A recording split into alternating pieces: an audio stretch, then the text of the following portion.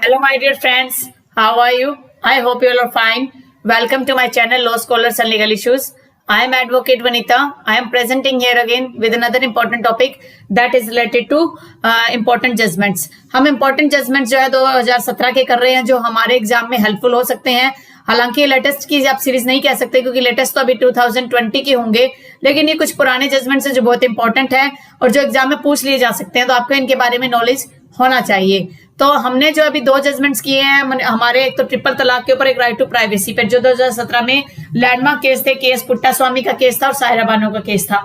वो दोनों केस बहुत इंपॉर्टेंट है. अगर आपने वो दोनों वीडियोस नहीं देखे हैं तो आप पहले वो वीडियो देख लीजिए.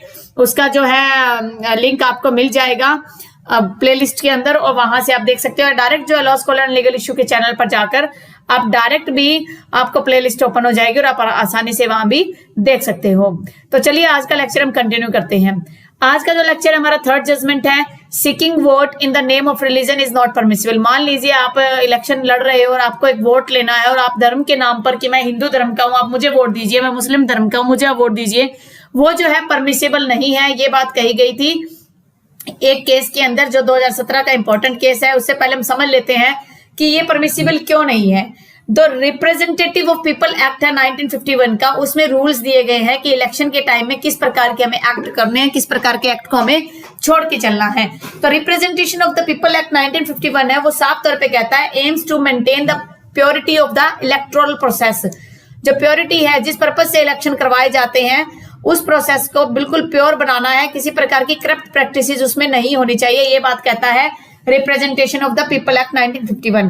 अनदर ऑफेंसेस अगर कोई व्यक्ति करता है तो उस व्यक्ति को वहां पर डिस्क्वालिफाइड भी किया जा सकता है अंडर सेक्शन 100 के तहत. हमारे लिए प्रोविजन इतना इंपॉर्टेंट नहीं है, लेकिन जनरल नॉलेज के पॉइंट ऑफ व्यू से और इंपॉर्टेंट लैंडमार्क जजमेंट के पॉइंट ऑफ व्यू से ये हमारे लिए इंपॉर्टेंट हो जाता है. Section 100 of representative of the people act. अब देख लेते हैं उस केस का नाम क्या है जिसके अंदर इस चीज को एक्सप्लेन किया गया था कोर्ट के द्वारा. अभिराम सिंह वर्सेस सीडी कोमाचिन. अभिराम जो है वो एक बीजेपी कैंडिडेट थे जिन्होंने 1990 के अंदर मुंबई में सांता क्रूज से इलेक्शन लड़ा था और उसको एक वो उसमें जीत गए तभी तो मुद्दा बना है. अगर वो हार जाते तो कोई मुद्दा ही नहीं था. वो जो accused of having indulged in corrupt practices की, वो उसको आरोपी बनाया गया कि उसने क्या किया, जो वोटर्स थे उनको रिलीजन के नाम पर जो है करप्ट प्रैक्टिसेस का सहारा लिया और उनसे वोट लिए हैं. The matter came up to before the Supreme Court के पास आया and then had to ascertain the scope. उसके बाद जो स्कोप था section 123 representation of the people act का, वो स्कोप जो है इसके अंदर एक्सप्लेन किया गया कोर्ट के द्वारा. चलो देख लेते हैं वो स्कोप क्या है. मैं निकाल लेती हूँ बेरेक्ट से, उसको आप समझाती हूँ क्या होता है. अगर आप देखते हो 123 जो करप्ट प्रैक्टिसेस की बात करता है, उसमें क्या क्या चीजें आती हैं. ब्राइबरी आती है उसके अंदर, ठीक है. एनी गिफ्ट ऑफर और प्रॉमिस आता है जो कैंडिडेट को दिया जाता है कि आपको गिफ्ट दिया जा रहा है, आपको हम गिफ्ट देंगे. अ पर्सन टू स्टैंड और नॉट टू स्टैंड. एक व्यक्ति है जिसको स्टैंड या नो स्टैंड की, आपने इलेक्शन में लड़ना है या नहीं लड़ना उसके रिगार्डिंग है. या मान लो इलेक्टोरल है, वोट वगैरह देने, यानी कि कुछ पॉइंट्स हैं जो वोटर को लुभाने के लिए यूज किए जाते हैं. ब्राइबरी हो गया, अनडू इन्फ्लुएंसेस हो गया, और इसके अंदर आप कह सकते हो कि डिक्लेरेशन कर दिया कोई पब्लिक पॉलिसी उसके अगेंस्ट है. कोई इस प्रकार का आप प्रॉमिस करते हो कि मैं आपको कल को ये पैसे दूंगा या आपका एक काम करवा दूंगा. तो इस तरीके जो प्रोमिस किए जाते हैं वो सारा का सारा एक तरीके से क्या माना जाएगा, करप्ट प्रैक्टिसेस में माना जाएगा. तो ये बातें जो है इसमें कही गई थी.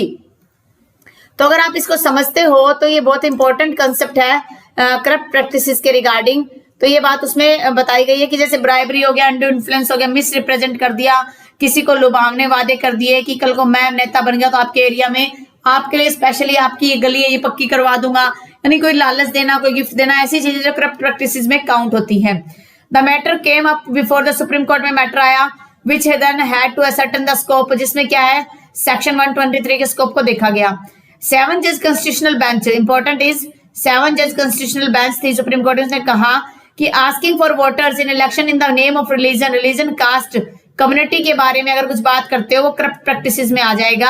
और ऐसी प्रैक्टिसेस अगर कोई करता है तो कैंडिडेट का जो उसमें इलेक्शन भी हो जाता है तो उसको सेट डिसाइड किया जा सकता है.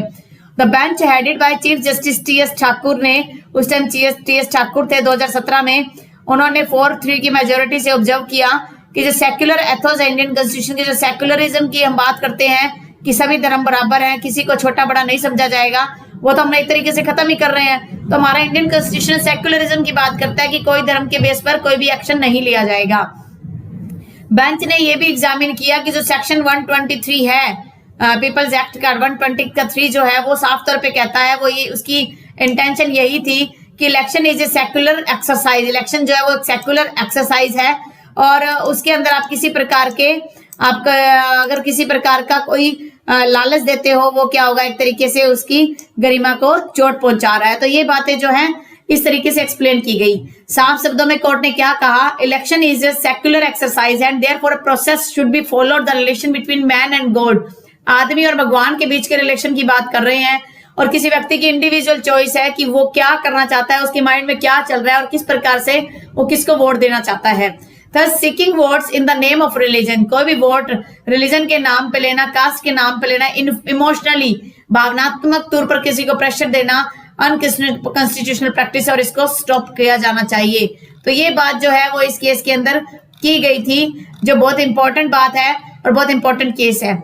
इस केस के साथ साथ हमारी एक आप कह सकते हो हमारी जुडिशरी की ये एक विडंबना भी आप कह सकते हो कि जुडिशरी जो है लोग जो कानून है वो क्या करता है, जस्टिस प्रोवाइड करता है। लेकिन आप खुद सोचिए, यहाँ पर 1990 का ये कोई मैटर है, इस 90 के मैटर का जजमेंट आया 2017 में, यानी कि 27 साल तक जो एमएलए बना है उसको तो बेनिफिट था, क्या बिगड़ा उसका, कुछ नहीं बिगड़ा। 27 सालों में इसने जो एंजॉय करना था कर लिया। अब हाँ, एक लैंडमार्क जजमेंट जरूर निकल के आ गया कि इन फ्यूचर अगर मान लो कोई ऐसी करप्ट प्रैक्टिसेस करता है तो उसके अंदर जो है उसके सेट असाइड कर दिया जाएगा और करप्ट प्रैक्टिसेस करने के संदर्भ में उसकी जो है आगे से वैधता जो है कैंडिडेचर जो है वो भी खत्म कर दिया जाएगा, उसका वो फ्यूचर में भी किसी प्रकार का इलेक्शन ना लड़ पाएगा। ये एक जजमेंट उस सेंस में हम इम्पोर्टेंट कह सकते हैं, लेकिन अगर इस सेंस में समझे कि न्याय की बात हो रही है, देखिए 27 साल बहुत लंबा टाइम हो जाता है। कई बार तो क्या है इतने पुराने जजमेंट अब निकल के आ रहे हैं तो उसमें व्यक्ति की डेथ भी हो जाती है, तो उस जजमेंट की क्या वैल्यू। लेकिन यह है कि वो एक जजमेंट नया रूप देके जाता है सोसाइटी में, वो इंपॉर्टेंट रोल है और उसके ऊपर ही सुप्रीम कोर्ट के ये जो जजमेंट से इंपॉर्टेंट कहे जाते हैं कि फ्यूचर में। लेकिन जब पता नहीं किसी में मुझे नाम माइंड नहीं आ रहा जिसने ये बात कही कि कोर्ट में जाना जो है एक गरीब व्यक्ति के लिए तो वैसे ही और भी हैरासमेंट होने की बात है। मुझे माइंड में नहीं आ रहा कि जस्टिस भगवती ने कहा था या कृष्णा अय्यर ने कहा था, मुझे इतना माइंड में नहीं आ रहा। लेकिन ये एक ऐसा ही बात, ये जो रियलिटी भी है कि अगर आप कोर्ट में जाते हो तो हरासमेंट आपकी खुद की ही होती है। न्याय तो बात की बात है, पहले आप खुद ही हरास हो जाओगे। तो एक तरीके से जहां दोनों पार्टीज वीकर सेक्शन से है तो कोई इश्यू नहीं है, लेकिन एक पार्टी वीकर सेक्शन से और एक जो है अपर सोसाइटी से है, काफी लैंडलॉर्ड सोसाइटी से है, तो वहां पर न्याय की उम्मीद करना मेरे अकॉर्डिंग जो है वो नाम मात्र की बात है और एक बहुत बड़ी कल्पना की बात है। चलिए वो तो एक अलग इश्यू है, लेकिन जो मेन हमारा फोकस है कि जजमेंट पर, तो ये जजमेंट यही है कि seeking vote in the name of religion is not permissible. अगर आप मान लो रिलीजन के नाम पर वोट लेना चाहते हो तो वो परमिसिबल नहीं है। उसको इन फ्यूचर अगर मान लो कोई जीत भी जाता है तो उसको जो इलेक्शन है वो एक तरीके से सेट असाइड भी किया जा सकता है। तो ये हमारा जजमेंट नंबर 3 था। ये जो जजमेंट मैं करवा रही हूँ आपको डायरेक्ट वर्ड की फाइल से करवा रही हूँ।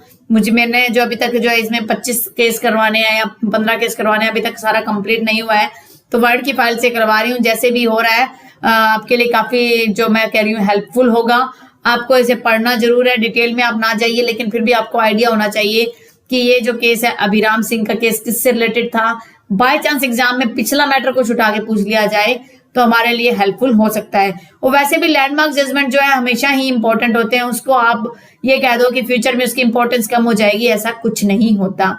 आई होप आपने आज का लेक्चर एंजॉय किया। अगर आपने आज का लेक्चर एंजॉय किया तो आप मेरे वीडियो को लाइक कीजिए। अगर आप मेरे चैनल पे न्यू हो और फर्स्ट टाइम इस वीडियो को देख रहे हो तो मेरी आपसे रिक्वेस्ट है कि मेरे चैनल को सब्सक्राइब कर लीजिए और बेल आइकन पर क्लिक कर दीजिए, जिससे फर्दर जो भी वीडियो अपलोड हो सबसे पहले उसकी नोटिफिकेशन आपको मिल जाए। अपनी हेल्थ का ध्यान रखिए। Stay home, stay safe, stay healthy. Thank you for watching and have a nice day.